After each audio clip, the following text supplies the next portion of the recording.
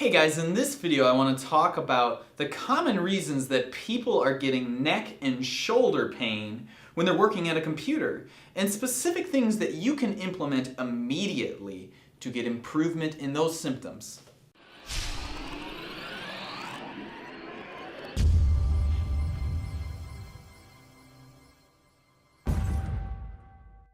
How's it going, guys? Dr. Chris Silvey back with another episode of Working Body Wednesdays. Working Body Wednesdays is where we talk about posture, functional movement, and hardening your body so it's better able to handle the demands of daily life. If that sounds like something that's interesting to you, be sure to subscribe and hit the little bell so you never miss another video again. Now, if you're anything like me, you spend a great deal of your day on the computer.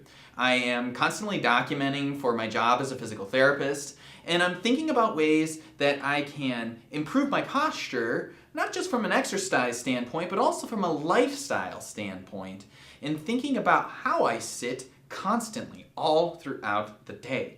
Let's be honest, guys, sitting upright and well, or even standing upright and well, requires a great deal of energy and work. It's not something that we can do well without putting some effort into it. And so, while there are certainly a lot of great exercises, I've talked about a ton of those on this channel, the way that we sit can have a big impact on our shoulder and neck pain. I want to show you, I'm going to pick up the skeleton here from the floor. I want to show you a little bit about the structure of the shoulder here. Now, if we're thinking about how we're sitting, if we are in a good chair and we have our feet on the floor and our pelvis is, not slumped back so we're in that hunkered down position, we roll forward onto our sits bones so we're able to elongate up through the crown of the head. Now, when we're in a seated position, what happens a lot of times is when we're on a mouse, we are going to have the ball in the socket dump forward, so you end up with a rounded shoulder. I want you to remember that we've talked about this a ton on my channel, guys, that everything starts from the pelvis when it comes to your seated position. You cannot have good shoulder placement, good neck placement if your feet are not firmly on the floor. If you're tucking your feet underneath you, if you're crossing your legs, it's very difficult to have an upright spine and to be able to organize all these bones on top of each other. You just can't do it. So the first thing I would say is, I know it's not the most comfortable thing in terms of just being there in that position, but try to have your feet on the floor as much as possible.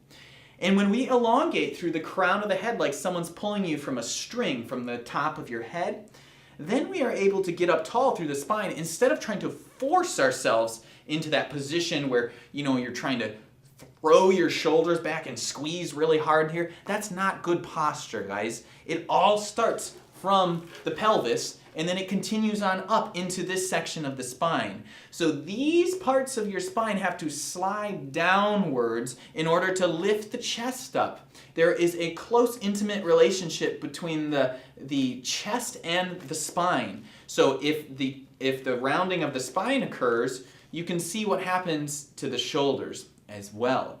So it's very important that you're working on extension exercises and getting someone to help open up your chest through here. But what you can do immediately is, again, we're going to make sure that our pelvis is in a good position. Our feet are on the floor. And when I come into this computer, I've got a little hospital bedside table for right now. I want to make sure that I'm not doing this. And if I have my mouse over here, I don't want my shoulder to drop down and forward. Or, if your table's too low, let's say I was up a little higher, I might bend my spine to the right to get to my mouse. I might end up looking like this to get to my mouse. And that's certainly not what we want either, right? We want to be able to be upright, straight line through our entire spine. So we've got our feet on the ground. Our elbows are bent so they're pretty much at 90 degrees. We don't want to have our hands up like this or down like this. That's not good either. But what we have to watch for is that our shoulder doesn't round forward, and instead of throwing the shoulder back, we have to just set it and slide it down into the ball and socket joint there.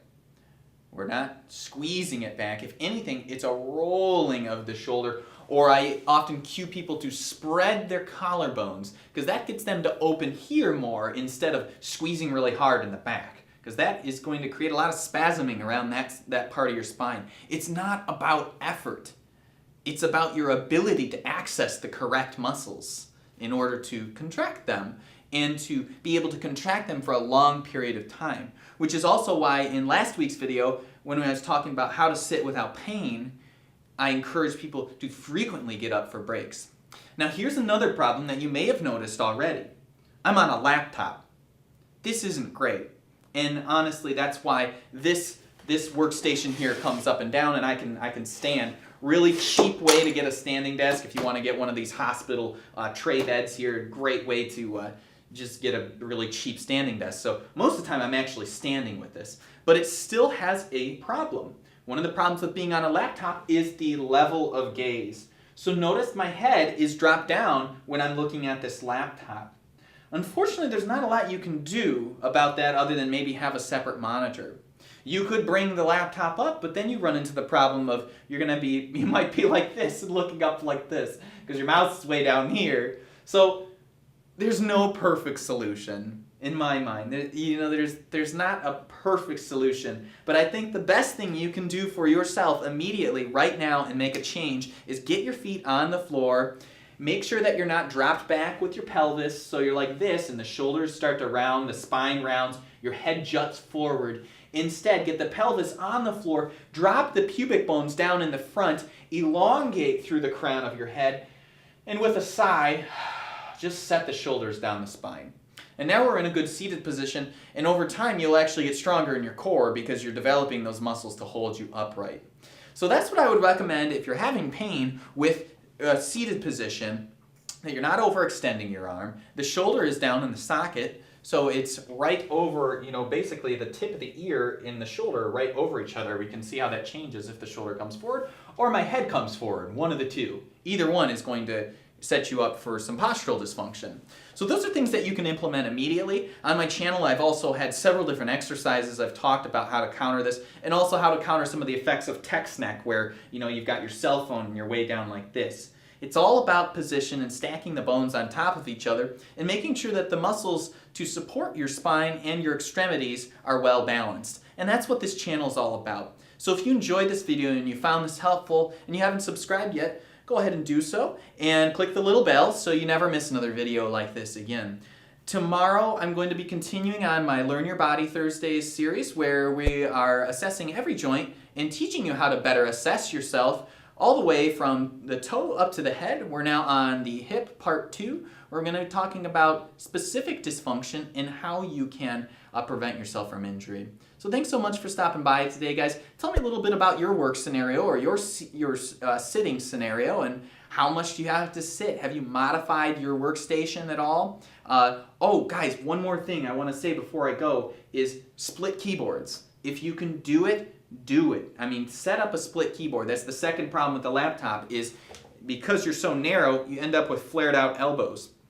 It's hard to spread the shoulders if you don't have the elbows in close to your sides. So, lifting of the chest, spreading of the collarbones, elbows in towards your sides, a split keyboard makes that a lot easier. So thanks so much for joining me, guys. I will be back tomorrow with Learn Your Body Thursdays, and I look forward to seeing you then. Or otherwise, I will see you next Wednesday. Have a fantastic day, guys.